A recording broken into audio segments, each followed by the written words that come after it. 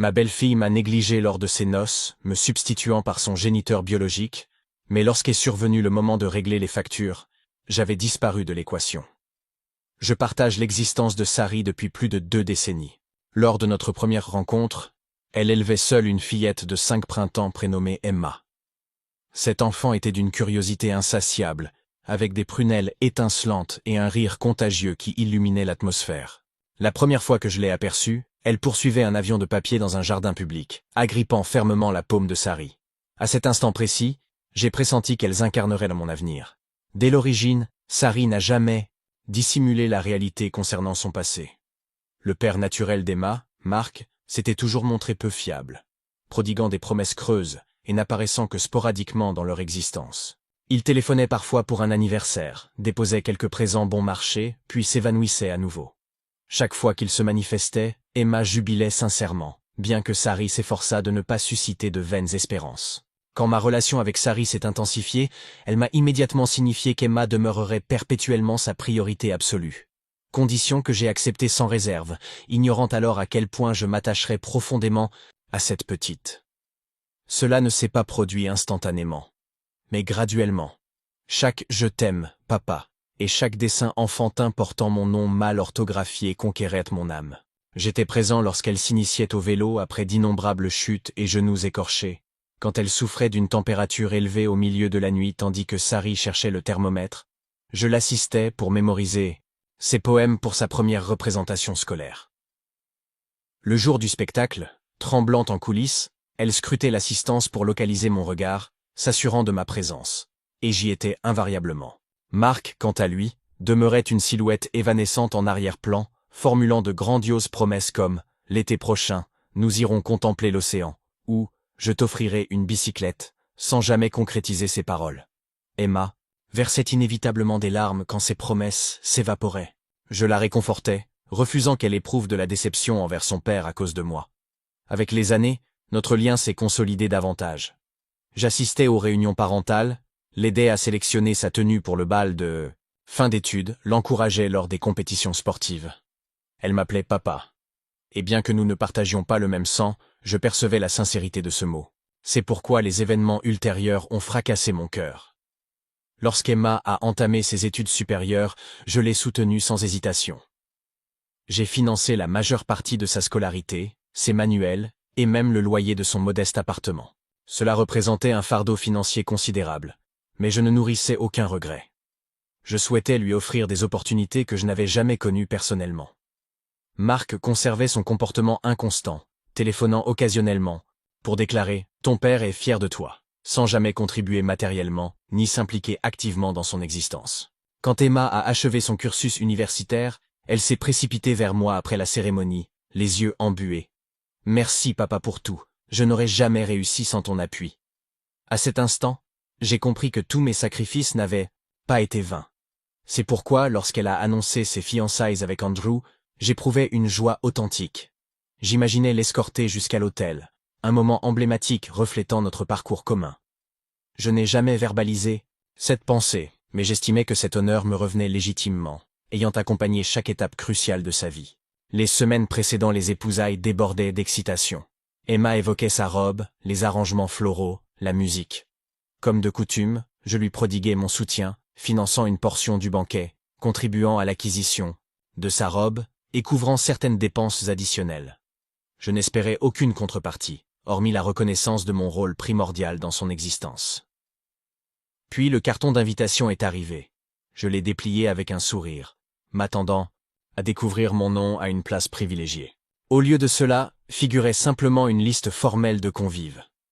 Mon nom n'apparaissait dans aucune fonction significative. Plus douloureux encore, Emma avait désigné Marc pour la conduire à l'hôtel. Initialement, j'ai soupçonné une méprise. Mais lorsque je l'ai interrogé à ce sujet, sa réponse m'a frappé tel un coup au plexus. Je ne possède qu'un unique père biologique. J'ai toujours caressé le rêve de lui offrir ce moment. Je ne peux traduire mes sentiments d'alors. Des années d'affection, de dévouement et d'attention balayées instantanément. Le plus pénible n'était même pas son choix, mais l'aisance avec laquelle elle l'avait formulé, comme si l'idée de me choisir n'avait jamais effleuré son esprit. La journée de son mariage s'est transformée en l'une des plus humiliantes de mon existence. Je suis arrivé précocement, vêtu d'un costume confectionné spécialement pour l'occasion, me suis installé parmi les invités et ai observé silencieusement. Marc accompagnait Emma jusqu'à l'hôtel, tous les regards rivés sur eux. Durant les toasts, j'ai patienté, espérant qu'une personne au moins me mentionnerait, mais nul n'a prononcé un mot à mon sujet. J'étais devenu invisible. Quelque chose s'est brisé en moi ce jour-là, une fraction de mon être qui avait toujours été disposée à se sacrifier pour autrui, s'est simplement éteinte. Je l'ignorais encore, mais cet instant marquait le commencement de bouleversements qui transformeraient tout. L'image d'Emma au bras de Marc demeure gravée indélébilement dans ma mémoire. Elle resplendissait de beauté, comme il sied à une mariée, mais je la contemplais non avec allégresse, mais avec affliction. À cet instant précis, j'ai saisi que pour elle, j'étais interchangeable. Une semaine après les noces, Emma et Andrew se sont envolés pour une lune de miel somptueuse dans un complexe luxueux au bord de l'océan, jouissant de panoramas magnifiques et d'un service impeccable. Je n'ai posé aucune question, trop meurtrie, pour évoquer ce qui avait définitivement fracturé notre relation. Mais je ne présageais pas ce qui surviendrait après leur retour. Emma m'a contacté, décrivant avec enthousiasme les plages et le dîner romantique sous la voûte étoilée qu'Andrew avait orchestré. Je demeurais taciturne, répondant par de brèves phrases, m'efforçant de contenir mes émotions. C'est alors que la conversation a emprunté une tournure prévisible, mais néanmoins désagréable. « Papa », a-t-elle prononcé. Ce vocable qui, jadis réchauffait mon cœur, me causait désormais une souffrance aiguë. Nous manquons de ressources financières. Elle m'a demandé si je pouvais l'aider à couvrir leurs dépenses. Durant un bref instant, je suis resté sans voix. Ce qui m'a stupéfié n'était pas tant sa requête d'emprunt que l'aisance avec laquelle elle la formulait, comme s'il allait de soi que j'acquiescerais, comme toujours. J'avais perpétuellement été celui qui résolvait ses difficultés, qui pourvoyait, qui se sacrifiait sans poser de questions. Mais cette fois, quelque chose en moi s'est rebellé. Peut-être était-ce l'orgueil. Peut-être le poids cumulé de toutes ces années où j'avais été simplement ignoré. Mais j'ai réalisé une chose, pour la première fois de mon existence, je ne me sentais plus contraint d'accepter. « Pardonne-moi, Emma », ai-je déclaré, m'efforçant de conserver une voix égale bien que mon cœur battît frénétiquement. Cette fois, je ne puis vous assister. Un silence pesant s'est installé. J'imaginais son visage empreint de confusion. « Pourtant tu m'as toujours soutenu », a-t-elle finalement murmuré avec incrédulité. J'ai inspiré profondément. « Peut-être devrais-tu solliciter Marc. C'est ton véritable père, n'est-ce pas? Peut-être pourra-t-il t'aider. » Nouveau silence, puis un calme. « Je comprends. » Avant qu'elle ne raccroche sans débat, sans rancœur, juste une conclusion abrupte laissant un vide dans mon âme. Ultérieurement, Sari m'a confronté. « Comment as-tu pu manifester tant de cruauté envers Emma » m'a-t-elle accusé. « Il ne s'agit pas d'argent, Sari, mais de considération, » ai-je rétorqué. J'ai été présent durant 2 décennies, et, lorsqu'est venu le moment de le reconnaître, elle a agi comme si cela était insuffisant. Je refuse d'être une solution de repli vers laquelle elle se tourne uniquement quand cela l'avantage. Sari ne saisissait pas. Pour elle, les liens sanguins avaient toujours primé, même si ces liens étaient tissés de promesses vaines. Nous sommes demeurés silencieux, mais quelque chose entre nous s'était altéré. Emma a cessé tout contact avec moi. Plus tard, Sari m'a informé qu'Andrew était furieux contre moi pour avoir abandonné Emma dans une situation précaire. Comme prévu, Marc s'était encore volatilisé. Pas d'appel, pas de message, rien. Je suppose qu'Emma a finalement discerné la vérité, mais cela n'effaçait pas ses actes et ne modifiait pas mes sentiments. Cette nuit-là, assis solitairement dans notre chambre, me remémorant son sourire chaque fois qu'elle m'appelait « papa », j'ai pris conscience d'une chose. J'avais toujours cru que ce titre résultait d'un choix, qu'elle m'appelait « papa » non sans motif, mais parce que j'avais mérité ma place dans son existence. Mais désormais, je m'interrogeais. N'était-ce pour elle qu'un terme commode? L'employait-elle, uniquement quand cela lui était profitable? J'ignore si je pourrai jamais surmonter cette blessure. Mais une certitude s'impose. Cette fois, je ne serai plus celui qui continue à donner, car je n'ai plus rien à offrir. 3 mois se sont écoulés depuis les noces. Malgré mes efforts pour me tenir à l'écart de cette histoire, elle me rattrapait, inéluctablement. Sari tentait constamment de réconcilier Emma et moi, me regardant avec ce mélange de déception et de supplication dans les yeux, comme si elle attendait que je capitule et redevienne celui qui ne refuse jamais rien. Mais elle ne comprenait pas, ou refusait simplement d'admettre, que quelque chose s'était métamorphosé en moi ce jour-là. Je ne pouvais plus simplement revenir à notre vie antérieure. Après cet appel téléphonique où j'ai refusé de financer leur lune de miel, ma relation avec Emma s'est définitivement éteinte. Initialement, c'était douloureux, mais désormais c'est un soulagement. Plus d'appels juste pour bavarder, dissimulant des demandes pécuniaires. Mais ce qui m'a véritablement surpris, c'est la rapidité avec laquelle les difficultés ont surgi dans son mariage. Naturellement, Sari maintenait un contact permanent avec Emma, et, un soir au dîner, a mentionné négligemment que Emma et Andrew traversent des difficultés financières. Elle a poussé un profond soupir. Andrew a perdu son emploi et maintenant ils ne peuvent honorer leur loyer. J'ai poursuivi mon repas calmement, comprenant parfaitement où cette conversation nous menait. Je pense que nous devrions les secourir, insistait Sari. Après tout, c'est notre enfant. J'ai déposé ma fourchette, inspiré profondément, et répondu paisiblement. Je ne suis plus son père, Sari. Selon Emma, ce rôle appartient à Mark. Donc si elle requiert de l'aide, qu'elle s'adresse à lui. Sari m'a dévisagé comme si je venais de proférer quelque chose de monstrueux. Comment peux-tu te montrer si glacial, a-t-elle sifflé. Elle a toujours compté sur toi, tu ne peux simplement lui tourner le dos maintenant. J'ai esquissé un sourire amer. Glacial, ai-je répété. Glacial. C'est quand on efface quelqu'un de son existence au moment même où l'on devrait le reconnaître, car c'est exactement ainsi que je me suis senti lors de son mariage. Glacé et invisible, comme si les 20 années que j'avais passées auprès d'elle n'avaient jamais existé. Si Mark est son père dans les moments heureux, ai-je poursuivi, qu'il soit également son père dans les périodes difficiles. La conversation s'est achevée là. Sari s'est brusquement levée, a saisi son assiette et est sortie en silence. Cette nuit-là, nous avons dormi dos à dos. Je commençais à réaliser l'impact de cette situation sur notre union conjugale. Mais je ne pouvais plus incarner cette personne qui donne perpétuellement sans jamais rien recevoir en retour. Une semaine plus tard, Emma a repris contact, mais pas directement. Andrew m'a envoyé un message. Il était concis mais empreint de désespoir. « Bonjour, c'est Andrew, l'époux d'Emma. Nous devons converser. C'est crucial. As-tu un moment ?» Je n'ai pas répondu immédiatement, laissant simplement le message lu comme un rappel de l'ampleur des changements survenus. Je l'ai relu maintes fois, sachant pertinemment de quoi il s'agirait. D'argent, toujours d'argent. Finalement, j'ai décidé de le rencontrer. Je n'avais rien à perdre. Nous nous sommes retrouvés dans un café local. Andrew patientait déjà, tapotant nerveusement du pied sur le sol et fixant une tasse de café intacte. Je me suis assis silencieusement face à lui, lui accordant l'opportunité de parler en premier. « Merci d'être venu », a-t-il finalement articulé, mais sans sincérité dans sa voix.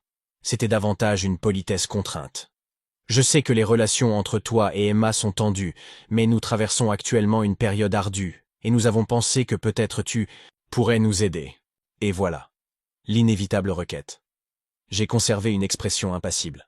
« De quoi avez-vous besoin ?» ai-je demandé, bien que connaissant déjà la réponse. Andrew a soupiré, baissant les yeux vers son café comme s'il espérait y déceler les mots adéquats.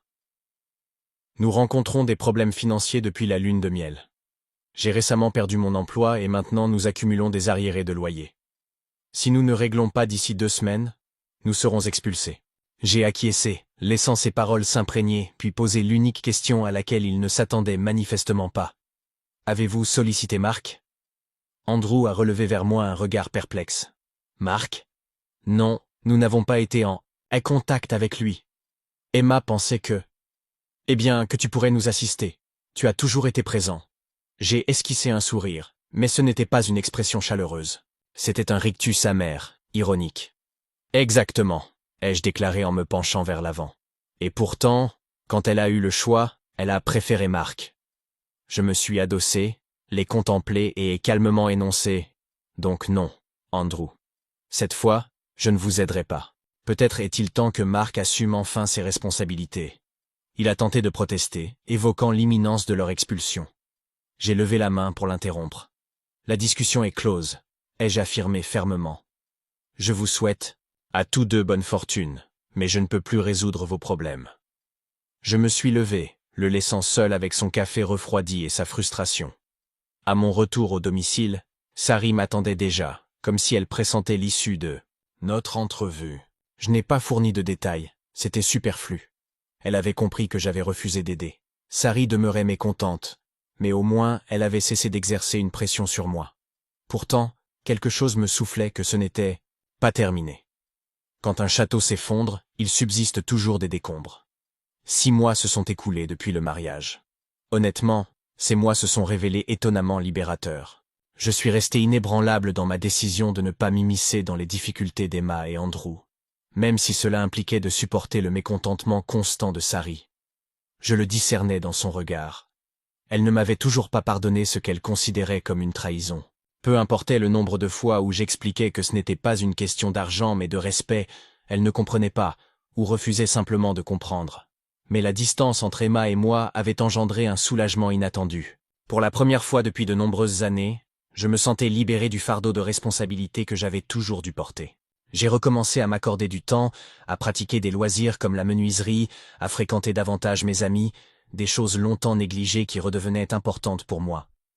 Initialement, j'éprouvais de la culpabilité à m'octroyer cet espace. Mais je comprends désormais que c'était nécessaire. Toutefois, le drame n'était pas achevé. Il y a quelques semaines, Sari m'a informé qu'Emma et Andrew avaient finalement été expulsés. Ils n'avaient pas réussi à rassembler la somme requise, et la patience de leur propriétaire avait atteint ses limites. Ils résidaient maintenant chez la mère d'Andrew, dans un appartement exigu à peine suffisant pour 2 personnes, sans parler d'un couple marié. Sari était furieuse. « Cela ne serait pas survenu si tu les avais aidés », a-t-elle déclaré, sa voix portant cette intonation accusatrice que je connaissais désormais si bien. Je n'ai pas répliqué. Quoi que je dise, aux yeux de Sari, je serais toujours le malfaiteur si quelque malheur frappait la vie d'Emma. Mais ce qu'elle ne réalise pas, c'est qu'au fond de moi, je sais que j'ai agi correctement. Emma a choisi, elle-même, de s'éloigner de moi, et maintenant elle affronte les conséquences de ses décisions. Ironie du sort, selon Sari, Mark était complètement absent durant toute cette période. Quand Emma s'est tournée vers lui pour obtenir de l'aide, il n'a même pas répondu. Cela n'avait rien de surprenant. Il avait toujours été ainsi. Mais je me demandais, après tout ce qu'Emma avait fait pour le placer sur un piédestal, s'il n'était pas là quand elle avait véritablement besoin de lui. Il y a quelques jours, pendant que Sari préparait le dîner, elle m'a révélé quelque chose qui m'a presque fait éclater de rire. Emma dit que Mark a promis de l'aider à trouver un nouveau logement, a-t-elle annoncé. Mais il n'a encore rien entrepris. Il prétend attendre que sa situation financière se stabilise. J'ai haussé un sourcil, la regardant avec incrédulité. Et Emma le croit encore? Après toute une existence de promesses vaines, elle y croit toujours? J'ai posé cette question sans malveillance, plutôt avec une curiosité authentique. Sari a soupiré et m'a contemplé tristement. C'est son père, a-t-elle murmuré doucement, comme si cela expliquait tout. Cette conversation est demeurée ancrée dans mon esprit. Durant des années, j'avais tenté de combler le vide que Mark avait laissé dans l'existence d'Emma. Mais désormais, je m'interrogeais sur la vanité possible de cette entreprise. Peut-être que pour elle, le lien biologique avait toujours primé sur les actes. Peut-être que je n'avais jamais rivalisé avec la présence de Mark, mais simplement avec le fait même de son existence. Il y a une semaine, Emma m'a recontacté. Étonnamment, il ne s'agissait pas d'argent. Elle m'a envoyé un message sollicitant une rencontre, exprimant son désir de dialoguer. J'ai longuement hésité avant de répondre, mais finalement la curiosité l'a emporté. Nous nous sommes retrouvés dans le parc où nous nous rendions fréquemment quand elle était enfant. Emma était déjà assise sur un banc, tripotant nerveusement ses doigts, lorsque je me suis approché. Elle s'est levée, et m'a timidement étreint. L'accolade manquait de sincérité, mais par courtoisie, je l'ai acceptée. Durant quelques minutes, nous sommes restés assis dans un silence embarrassé, puis Emma a commencé à parler, mais pas de la raison pour laquelle elle m'avait convié ici. Elle a plutôt entrepris de raconter combien la vie était pénible, chez la mère d'Andrew, les tensions dans son mariage, à quel point elle regrettait son propre. Je l'écoutais en silence, lui donnant l'opportunité de s'exprimer. Intérieurement, j'éprouvais un tourbillon d'émotions. Méfiance, tristesse, et peut-être une lueur d'espoir. Emma a inspiré profondément et a ajouté « Je voulais simplement te dire que je regrette comment tout s'est déroulé. Je n'ai jamais souhaité que tu te sentes exclu. » J'ai répondu calmement mais fermement. Pourtant, tu m'as fait ressentir exactement cela. Et ce n'est pas uniquement le mariage, Emma. Chaque fois que tu as ignoré tout ce que j'ai accompli pour toi, chaque fois que tu as choisi de voir en Mark quelqu'un qu'il n'a jamais été, je me suis senti rejeté. Emma a baissé la tête, visiblement affectée par mes paroles. Notre conversation s'est rapidement terminée. Elle a exprimé l'espoir qu'avec le temps, nous pourrions reconstruire notre relation. Une année s'est écoulée depuis le mariage, et ma relation avec Sari s'est détériorée bien plus que je ne l'aurais imaginé. Ce qui avait débuté comme une distance émotionnelle s'est transformé en une absence totale de respect. Depuis le mariage d'Emma, aucune intimité n'existait entre Sari et moi. Dans ce vide est apparue Sophie, la meilleure amie de Sari. Elle avait toujours été présente, mais après le mariage, quelque chose a changé. Sophie était la seule personne qui m'écoutait réellement. Elle m'a dit ce que personne d'autre ne me disait, que j'avais raison, que mes sentiments étaient importants, que j'avais été traité injustement. Un soir, après une longue discussion, Sophie a pris ma main et prononcé des paroles qui m'ont stupéfié. « Tu mérites d'être heureux, ne laisse personne te dire le contraire. » L'instant suivant, je l'embrassai et elle n'a pas reculé. Cette nuit-là, je ne suis pas rentré. Pour la première fois depuis longtemps, je me sentais compris. Je savais que mon comportement était répréhensible, mais Sophie est devenue mon refuge. Sari a fini par découvrir la vérité. Sa réaction a été encore plus véhémente que je ne l'anticipais. « Qu'est-ce que cela signifie ?» s'est-elle exclamée. « J'ai remarqué ton changement. Dis la vérité. » J'ai lâché. Sophie et moi, nous étions ensemble. Elle était présente quand personne d'autre ne l'était. Le visage de Sari s'est déformé sous le choc, rapidement remplacé par la rage. Emma est entrée dans la pièce, sa voix empreinte d'un mépris glacial. « Je pensais que tu valais mieux que ça, mais tu ne t'es jamais soucié de nous, si n'est-ce pas? J'ai déménagé dans un petit appartement. Le divorce a été éprouvant, mais la véritable souffrance résidait dans la prise de conscience que la vie que j'avais construite avait disparu. Durant toute cette période, Sophie est restée à mes côtés. Quelques mois plus tard, j'ai reçu un message d'Emma. « Papa, je sais que je t'ai blessé. Je sais que je t'ai déçu, mais tu seras toujours mon père. Pardonne-moi. Je comprends que rien ne sera plus comme avant, mais je t'aimerai toujours. » Je n'ai pas répondu immédiatement. 2 années se sont écoulées, et tout cela semble, désormais, une tempête lointaine. Mais les cicatrices demeurent. Peut-être qu'un jour je trouverai la paix, mais pour l'instant, je continue simplement d'avancer, indépendamment de ce que j'ai laissé derrière moi.